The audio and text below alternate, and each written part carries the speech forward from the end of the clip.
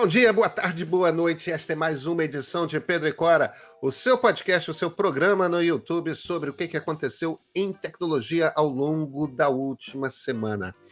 Eu sou Pedro Dória, você está vendo, você ao menos que está aqui no YouTube, está vendo esse nosso QR Code aqui embaixo. Joga o seu celular para ali, porque você entra na página de assinatura do Meio na internet, da newsletter que te informa absolutamente tudo. Pois é, a gente essa semana é um podcast de um assunto só, mas o assunto é tão fascinante que fomos eu e a Cora Roney absolutamente tragados por ele. Cora, sobre o que a gente vai falar? Nós vamos falar sobre duas línguas indígenas chegando finalmente ao mundo digital.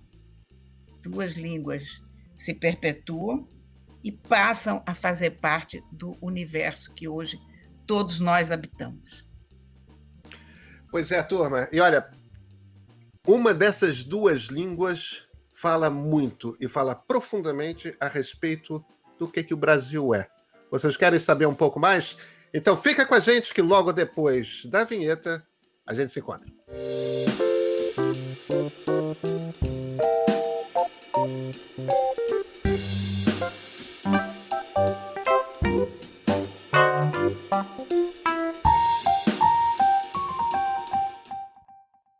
Clara, você sabe que meu primeiro livro de história, esse é 1565, é um livro que conta a história do Rio e de São Paulo no momento que as cidades estavam nascendo, né?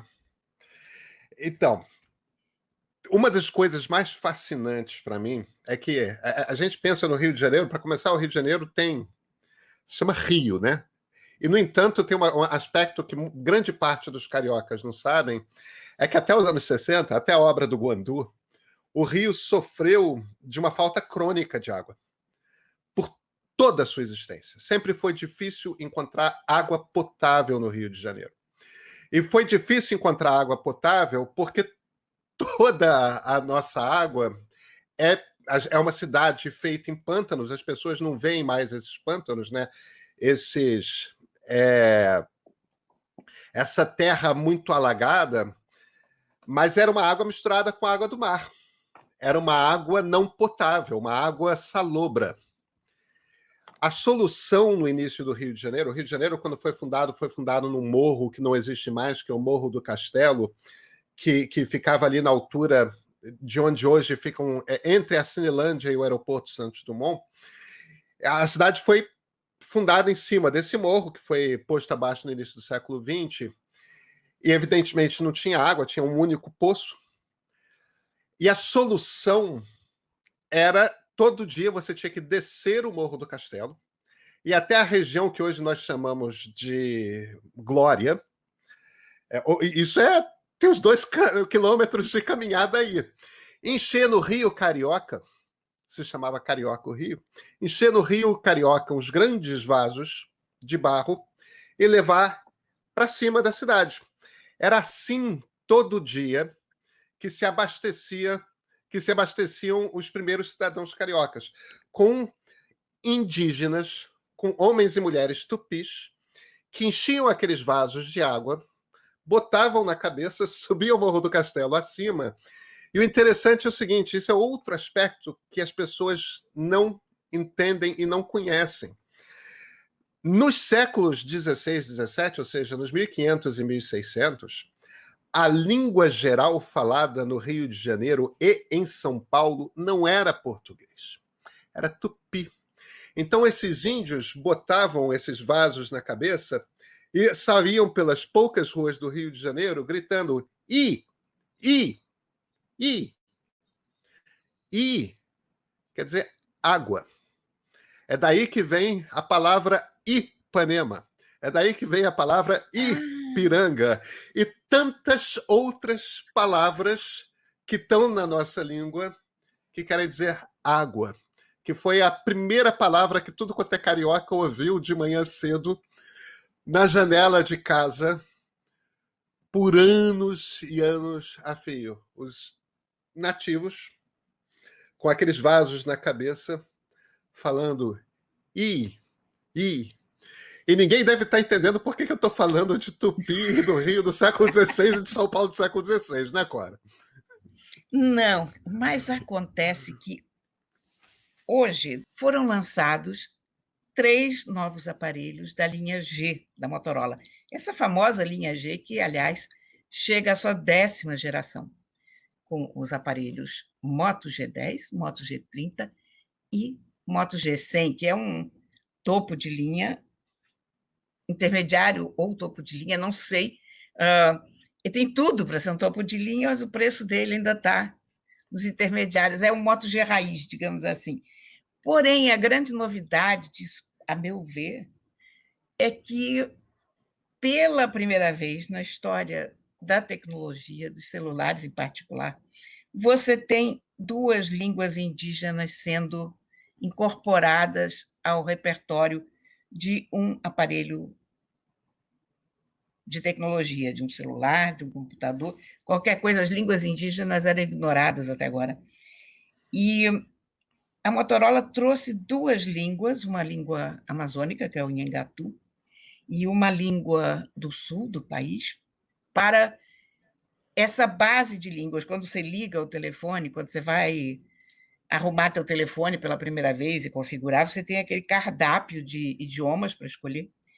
E então você pode escolher inglês, português, húngaro, russo, e agora você pode escolher também essas 2 línguas indígenas. E o tamanho disso, eu não consigo nem dimensionar, porque vocês imaginem toda uma geração de jovens que não tinham nenhum estímulo para aprender a língua dos seus avós, que vivem, como todos os demais jovens, com o celular na mão, de repente descobrindo que podem usar o seu próprio idioma no WhatsApp e nas várias aplicações do seu telefone, e que a sua língua está lá. A sua língua oficialmente existe dentro desse universo da tecnologia, que é o universo que todos nós habitamos hoje, e mais recentemente na pandemia. Então, imagina o impacto disso e imagina as possibilidades que isso abre para outras iniciativas parecidas, para que outras empresas tragam outras línguas, para que falantes daquelas línguas tragam as suas línguas para os aparelhos, né? Pois é, Cora, isso é uma coisa. A gente fala muito pouco sobre esse aspecto de o quanto que a incorporação no mundo digital de uma nova língua é importante. É claro que sou até um clichê falar a importância da preservação de línguas nativas, aquelas línguas que só têm algumas dezenas de milhares, ou às vezes menos do que isso, de pessoas que falam e tudo mais. Mas a importância real disso é que, junto com essas línguas, vem uma quantidade imensa de conhecimento. Então, um velho, né, um ancião, que fale uma determinada língua na Amazônia, através daquela língua vem um conhecimento ele conhece cada planta, cada bicho, ele conhece determinadas propriedades, ele sabe que uma folha corta febre, ele sabe que uma raiz combate um determinado tipo de infecção, ele sabe que, não sei, a raspa de um determinado caule dá uma viagem psicodélica determinada. A riqueza de um determinado ambiente, o conhecer um ambiente, é algo que se estabelece através de uma língua que foi construída ao redor daquele ambiente no qual aquela população vive. Então, quando você perde uma determinada língua, você perde também uma imensa gama de informações a respeito do espaço, dos bichos, das plantas. A gente está falando, inclusive, de dinheiro. Né? Quando a gente pensa, por exemplo, nas propriedades medicinais de plantas e de insetos e de tudo mais, esse é um conhecimento que já existe previamente e que está embutido em línguas, que são línguas faladas por esses povos nessas determinadas regiões. Quer dizer, isso é coisa que vale dinheiro para as grandes farmacêuticas americanas, europeias, etc. Né?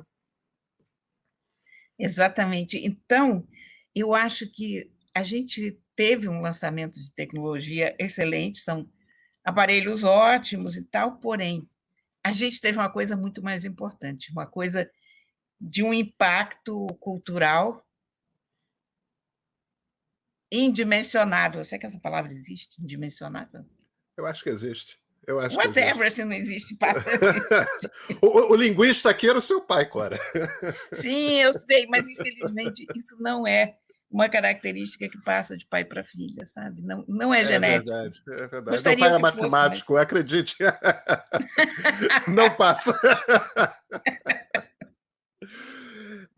Mas eu tô super feliz com esse lançamento, porque aí eu traria um outro aspecto. Não só foi a língua que nós, cariocas e paulistanos, parte da minha família é paulistana, meu filho do meio é paulistano, não só foi uma língua que foi falada nos primeiros 2 séculos do Sudeste como a língua principal, né? Nhangatu era a língua dos bandeirantes, mas é uma língua que está ao nosso redor, né? A gente usa essa língua o tempo todo. Estava falando de carioca e de Ipiranga, de Ipanema, o Maitá, a Anhangabaú, Tietê, a quantidade de tapioca, a quantidade de Ibirapitanga. Ibirapitanga, pitanga, a fruta vermelha, né?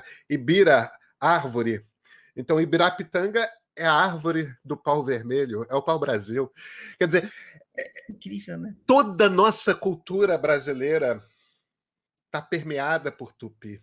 Então, não é só aquele povo, de certa forma, que a Motorola está homenageando, né? É a todos nós brasileiros. É muito bonito. E olha, nós não falamos o nome da outra língua que entrou, que é a língua Kaingang. Não sei se eu falei certo, mas é uma língua falada no sul do país. Vamos conversar com o pessoal da Motorola sobre um pouco de como foi esse desenvolvimento? Vamos. Olá, eu sou Juliana, sou gerente dos serviços de língua e tradução da Motorola e estou aqui hoje para contar um pouquinho sobre o nosso projeto de inclusão de línguas indígenas que são consideradas pela Unesco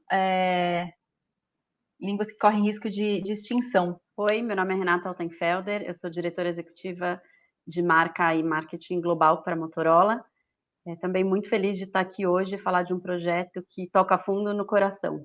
Olá, Juliana. Olá, Renata. Que prazer ter vocês aqui com a gente. Estou muito, muito contente, porque eu estou muito comovida. Eu não tenho outra palavra para definir a minha sensação em relação à inclusão de 2 línguas indígenas num aparelho de celular. Eu acho que isso é a primeira vez que eu vejo isso. E eu não sei se as pessoas se dão imediatamente noção do tamanho que isso tem, porque, na verdade, quando você inclui uma língua indígena, uma língua que está correndo riscos de desaparecer num celular, você está perpetuando essa língua, você está fazendo com que as pessoas mais jovens, que já não falam a língua, elas passem a se interessar por aquela língua, porque uma língua morre assim. Os avós falam, daqui a pouco os pais já não falam, falam 1 ou 2 palavras, e os netos já não falam. Então, quando chega nesse ponto de um avô falar e o neto já não falar, isso é uma língua gravemente ameaçada. Então, o mundo dos jovens hoje está nos celulares. Se você não tiver a língua do jovem no celular, você perde a língua completamente. Então, desculpem essa introdução muito longa, mas eu precisava explicar o meu entusiasmo em relação a isso. E eu queria perguntar para vocês como começou esse projeto e como foi desenvolvido, e com quem que vocês desenvolveram, se vocês trouxeram gente que fala as línguas, enfim, como foi isso? Contem essa história para a gente.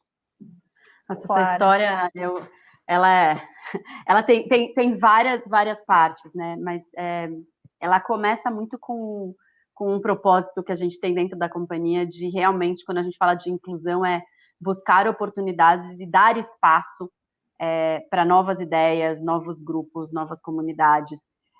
E esse projeto foi desenvolvido pela área aqui da Juliana, né? Que é como que eles trouxeram, ela vai explicar no detalhe, junto com as comunidades. Então, ele foi um projeto desenvolvido a muitas mãos, e que para a gente é muito importante. Como você falou, né? Quando a gente revitaliza uma língua, a gente está trazendo cultura. né? A gente está realmente usando a tecnologia para o bem. Então, acho que isso é o que é muito importante. Acho que, Ju, se você puder falar um pouco de como foi o projeto. Claro, refalo sim. Bom, é um projeto que, como a Redis toca nos nossos corações, acho que foi o grande projeto do ano para a gente. Ele nasceu de uma ideia do nosso líder de internacionalização do nosso time, Robert Mello. Ele reparou que nas convenções, em eventos de internacionalização, como o de Unicode, na conferência de Unicode, por exemplo, não existia essa presença de nenhum idioma indígena da América Latina de forma digitalizada. E trazendo esse problema para dentro de casa, aqui a gente começou a fazer pesquisas sobre o assunto. Dentre as pesquisas feitas pelo Robert, as iniciais, ele teve a grata surpresa de trombar com o professor Vilmar D'Angelis, que é um estudioso da área linguística, da área de antropologia, de ensino da língua, com ênfase em línguas indígenas. Ele é um professor da Unicamp, da Universidade Estadual aqui de Campinas, e ele embarcou nessa aventura com a gente. Então, ele compartilhou muito conhecimento com a gente e se propôs a montar um time de nativos, um time de pessoas qualificadas, que vai desde professora de colégio, a doutoranda linguística, a pessoas que realmente se dedicam à revitalização da língua.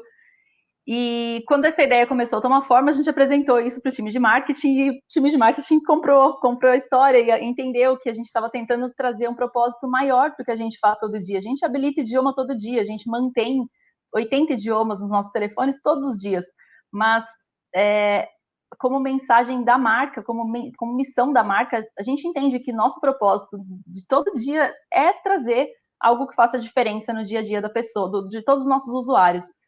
E é muito difícil falar em fornecer tecnologia mais inteligente para todos, quando nem todos os idiomas, ou nem todas, quando você está excluindo um grupo minoritário, que é esse de línguas indígenas, que estão correndo risco de extinção, de sumirem.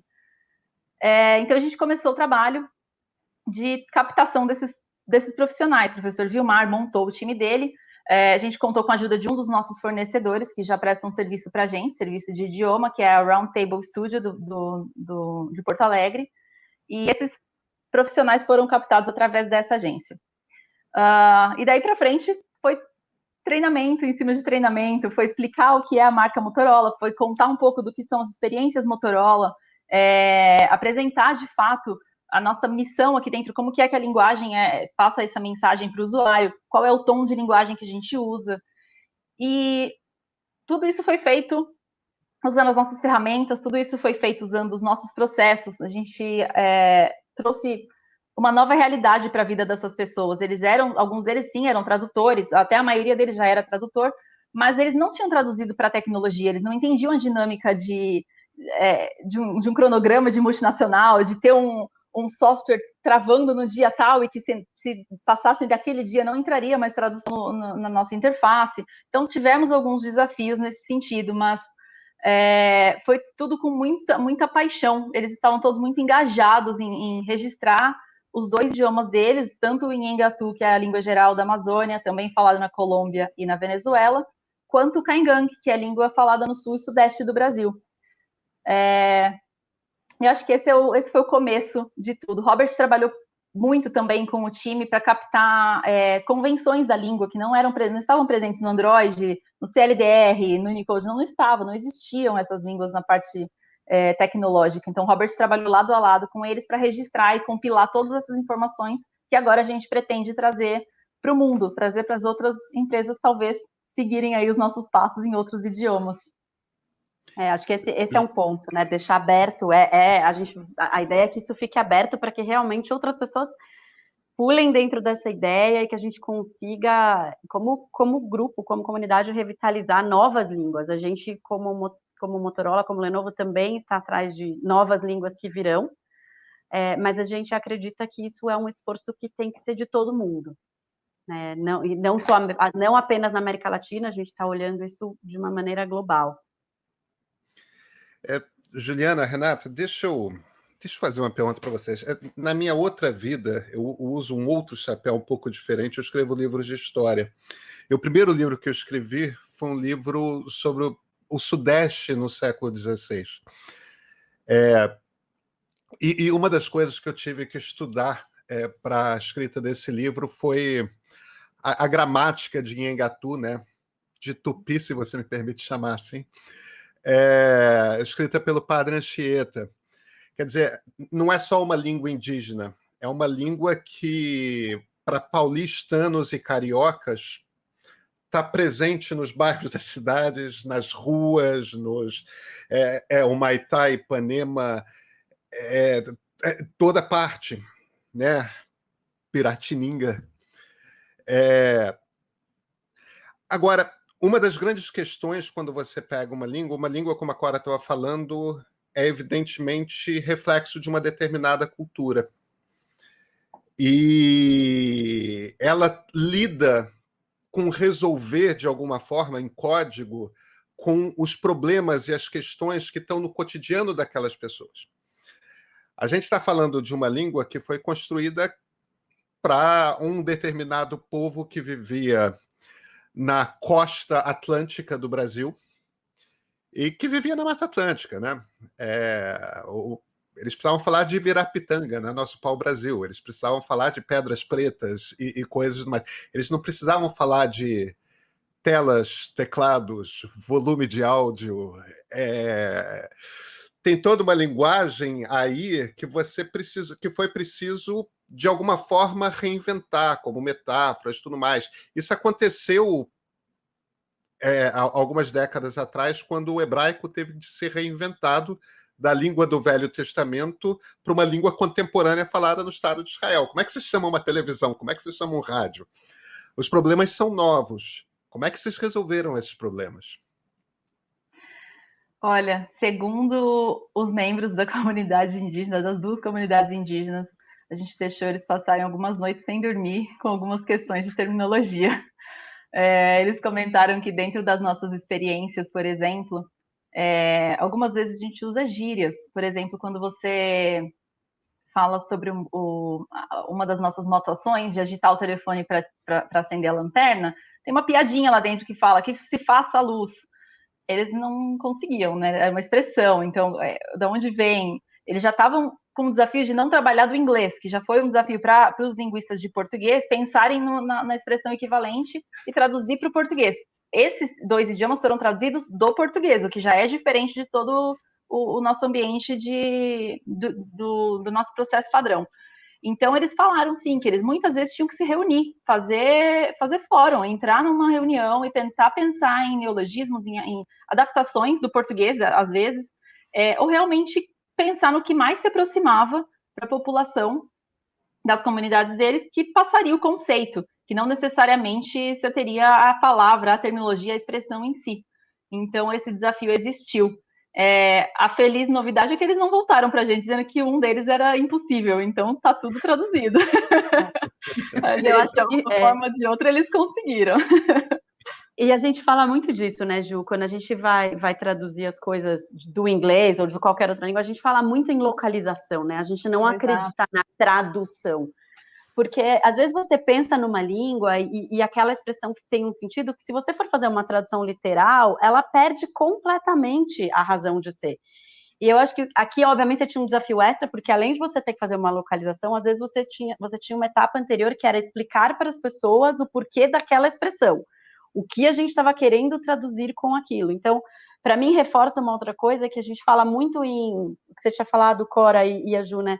De trazer as pessoas que falam hoje ficarem interessadas, os jovens, mas eu acho que tem um outro lado que é muito interessante, que é trazer o interesse de outras pessoas que não necessariamente falem a língua, pela língua, né? Então, a gente começou a incluir outras pessoas a falarem algumas palavras de algumas dessas línguas. A gente está trazendo essas pessoas para trabalharem no universo digital, que antes para eles era... Porque a gente está falando aqui da dificuldade de tradução, a Ju pode falar melhor do que eu, mas, assim, tinha dificuldade, às vezes, deles não saberem como lidar com o computador. Tinha impressão... Às vezes, eles não sabiam lidar com a tecnologia em si. Então, vai muito além da língua. Realmente você faz eu acho que isso vai ajudar, eu acredito realmente que isso é um passo para ajudar na perpetuação da cultura, que evolui com o tempo, né? Que ela vai passando de se adaptando às necessidades do momento. Então, eu acredito que vai muito além de apenas contar o que existiu, mas construir uma história para frente. E você falou até uma palavra que é interessante, a evolução. Eles criaram conceitos, eles criaram novos termos durante esse processo de localização. Como a gente faz para português, uma nova experiência nasceu, se ela não existia no mundo tecnológico, muito provavelmente o primeiro que lançar vai criar o nome, o restante vai seguir a tendência, né, na tecnologia. Então, feliz daquele que tomar a decisão primeiro e documentar e lançar o telefone. Eles tiveram que fazer isso em alguns casos, sim. Nós estamos falando aqui de um universo de quantas pessoas? Foram nas 10, duas línguas. 10 pessoas, mais o professor. Eu, Robert, a Lívia do meu time e um representante da agência de serviços. Então, é um grupo pequeno. E tinha a questão da confidencialidade também, que a gente manteve bem restrito. Poucas pessoas da empresa sabiam mesmo sobre esse projeto. Ele era importante que nosso maior objetivo era trazer isso de forma inovadora. A gente queria trazer isso para a população da forma correta, que o projeto fosse feito com eles, não sobre eles, como a maioria como muitos registros da língua aconteceram. Muitos deles não participaram. Quando o padre documentou, provavelmente eles não concordem que aquela é a gramática a de verdade para eles. Era um problema. E o padre Anchieta estava com problemas do século XVI, né? Como é que eu chamo o Espírito Santo em Nhengatu, né? As questões eram um pouco diferentes. Como é que eu ensino o evangelho? E, Cora, acho que o número de pessoas que falam as duas línguas, né? A gente está falando no Brasil de um universo de 50 mil pessoas que estão nas duas comunidades. Na América Latina, a gente sobe para 70. Mas de número de pessoas que falam, né, Ju, ele acho que está em 24, se eu não me engano. Segundo o número que a Unesco traz, 19 mil para Nhengatu e 37 mil para Caingangue. É o registro mais atualizado que eles disponibilizaram. A gente sabe, por exemplo, que São Gabriel da Cachoeira até considera Nhengatu como um dos idiomas oficiais, além de português, porque tem bastante gente, é bem maior esse número. Então, a gente acaba se baseando muito nesses números que foram divulgados, é bem menor do que a população em si. Mas eu acho que é mais do que isso. Não é porque... Talvez de falante seja isso mesmo, mas você não fala de Brasil... Em Nhengatu, em particular, é impossível você falar de Brasil sem falar de Tupi. Isso está absolutamente entranhado na nossa cultura. Netflix acabou de botar Curupira, Yara, Cuca, etc. Essas várias personagens que vêm da cultura Tupi numa série que está indo para o mundo. Quer dizer, eu acho que cala muito fundo numa identidade brasileira mesmo. Não é apenas nativa. É a cultura que nós temos, né?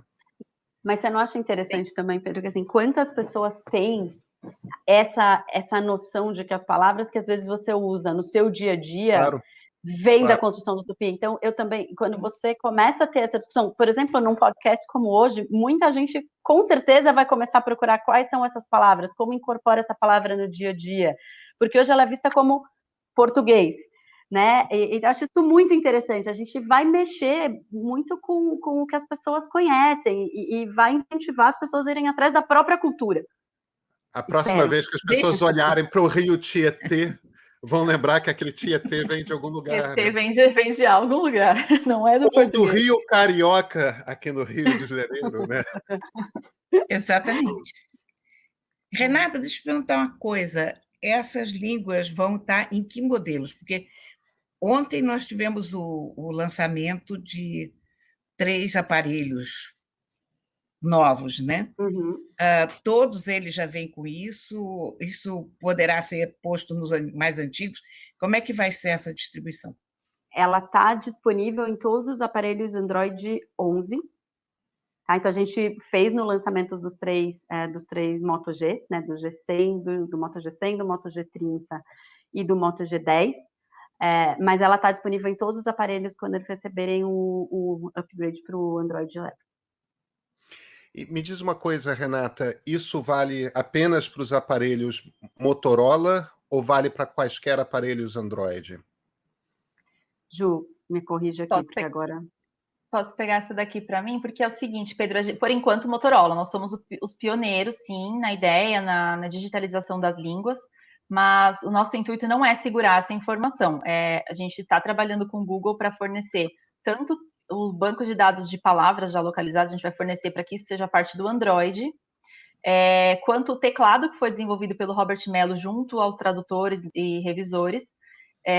Além disso, tanto o teclado quanto todas as convenções de línguas estão sendo submetidas para Unicode, para consórcio Unicode, então o céu é o limite. Quem quiser vai estar lá, não vai ser exclusividade da Motorola. O nosso carimbo Google Assistente falando em Google Assistente falando em Engatu também? Passo.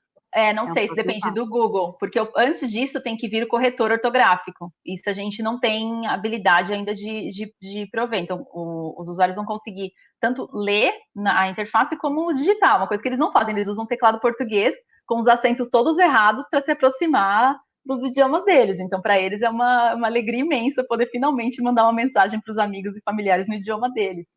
Mas a correção não vai acontecer nesse momento.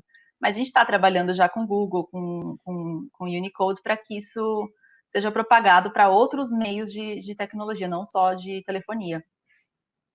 É um projeto open source, evidentemente, né? Sim. Essa é a ideia, Clara.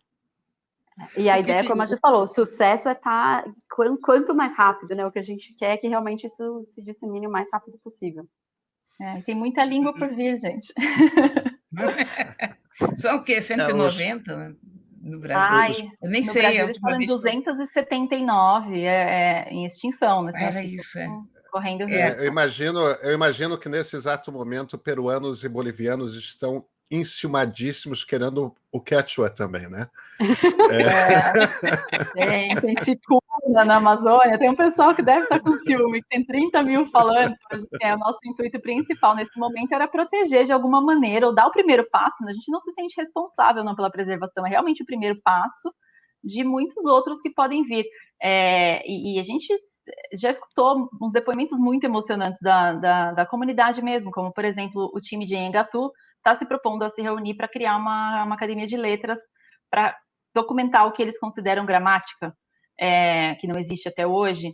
A gente ouviu, por exemplo, depoimentos como que você deu, Pedro, de que agora as mães estão mais tranquilas, porque as crianças vão ter motivação para aprender o idioma delas, elas estavam tendo dificuldade para ensinar ele em casa. Então, essas pequenas coisas, esses pequenos passos é que a gente fica muito grato por ter sido parte deles, né? Ju, posso pedir para você contar uma história que me tocou muito, que como isso mexe com a autoestima das pessoas, né? De um dos tradutores que trabalha com a gente quando veio fazer a entrevista. Sim, o Iaguaré. História? Posso sim. A gente estava discutindo num bate-papo que eu tive com eles na semana passada, qual era o impacto? Eu estava curiosa para ouvir o que a comunidade estava dizendo. Eles, a gente não disse nada porque a gente assinou um termo de confidencialidade, então a gente está muito se segurando, mas eu posso te dizer que não vão ser só eles que vão ficar felizes. Eu fico muito feliz, por exemplo, em saber que as outras pessoas que não falam o meu idioma vão finalmente saber que ele existe. E ele me contou uma passagem de que uma vez ele veio para São Paulo para uma entrevista de trabalho, e a secretária deu um formulário para ele, e uma das perguntas era: quantos idiomas você fala? E ele é do Nhangatu, ele é morador, se eu não me engano, ele é de São Gabriel da Cachoeira. Eu posso estar enganada, acho que não, acho que é outra cidade, mas depois eu confirmo para vocês. E aí ele preencheu lá 5, entregou a ficha, e quando ele entrou na sala, o entrevistador estava em ato, já estava alucinado. Nossa, essa vaga é sua. 5 idiomas, que maravilhoso. Quais são os idiomas?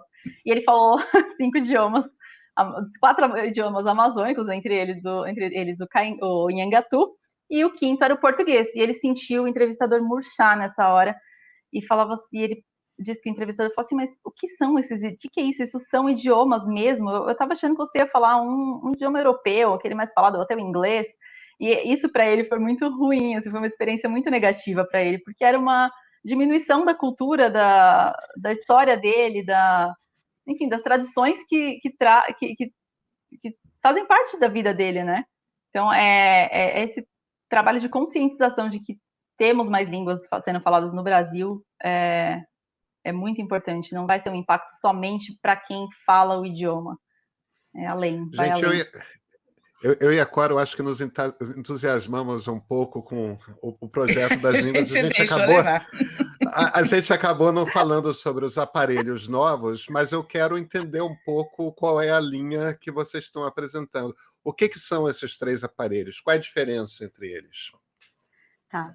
Então, a gente tá muito feliz hoje, né, celebrando a 10ª geração do Moto G.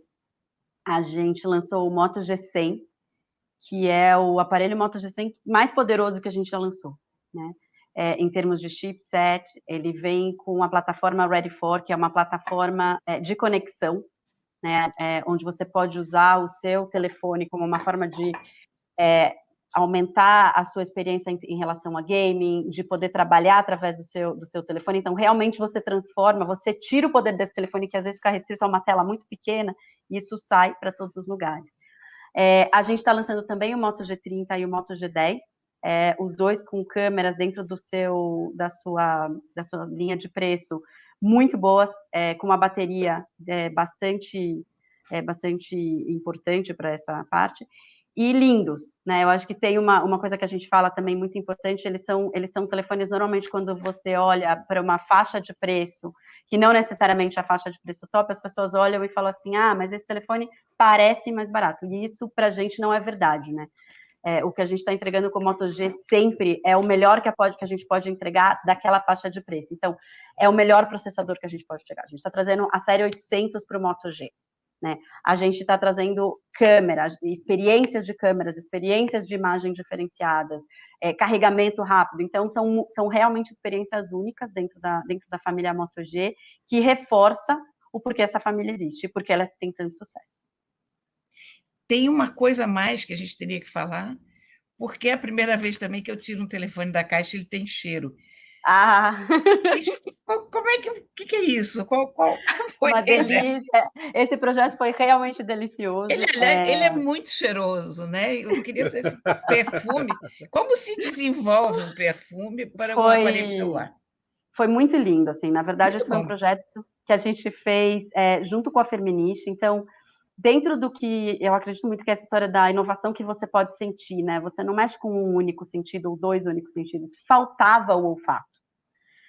E aí, trabalhando junto com o time da Firmenich, a gente descobriu que não existe um olfato dentro da categoria de smartphones.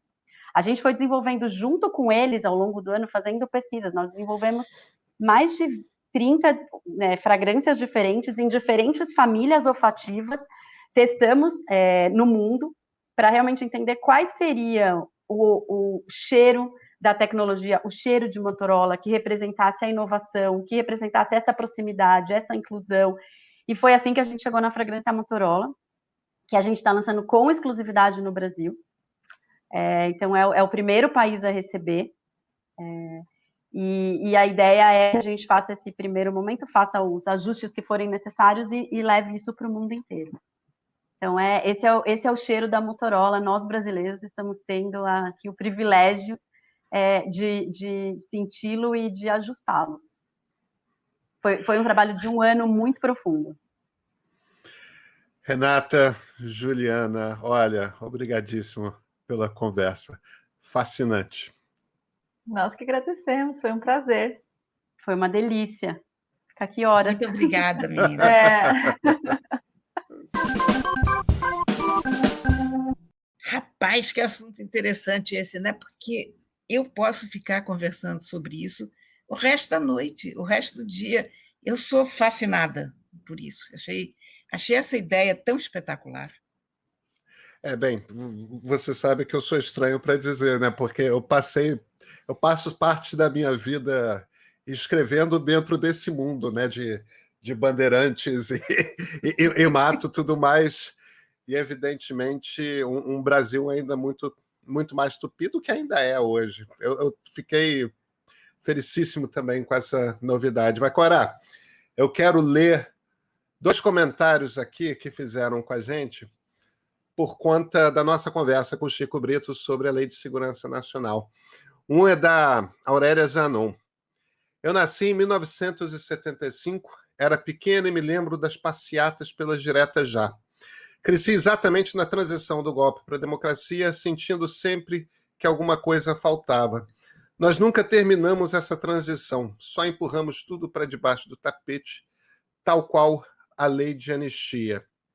E a Vera Souza, também falando sobre a LSN, é urgente discutir essa questão da Lei de Segurança Nacional e, como disse o entrevistado, abarcar pontos que nunca foram contemplados. Pois é, né, Cora? As marcas ainda estão aqui, né? Então mesmo, essa moça tem a idade da minha filha e eu percebo que essa geração cresceu sob esse signo. E essa é uma conversa que não acabou ali e vai permear toda a nossa conversa e todas as nossas conversas enquanto não se resolver. Pois é, eu sou de 74, quer dizer, é a mesma geração, meses mais jovem e apenas. Eu sei exatamente do que a Aurélia está falando nesse sentido de... A gente foi educado dentro da ditadura, né, com moral e cívica, o SPB, ter que cantar o hino nacional antes de entrar na escola, aprender sobre como cuidar da bandeira nacional, quer dizer... Eu acho muito chocante o que a gente está vivendo politicamente hoje, porque é como se aquilo que para mim era uma vaga memória de infância que tinha... Não, está presente, está vivo ainda. Enfim, há de passar. Vai passar, né? Como diz o Chico Buarque. Espero. Esperamos. Esta é mais uma edição de Pedro e Cora, toda sexta-feira de manhã, no canal do Meio no YouTube, na plataforma que você desejar, de podcast, sempre falando sobre os assuntos de tecnologia. Mas, principalmente, mais importante, não deixa de comentar. Comenta ali entre os comentários no YouTube. Manda e-mail para a gente, editor@canalmeia.com.br. Entre em contato com a gente pelas nossas redes sociais, que a gente vai ler os seus comentários aqui.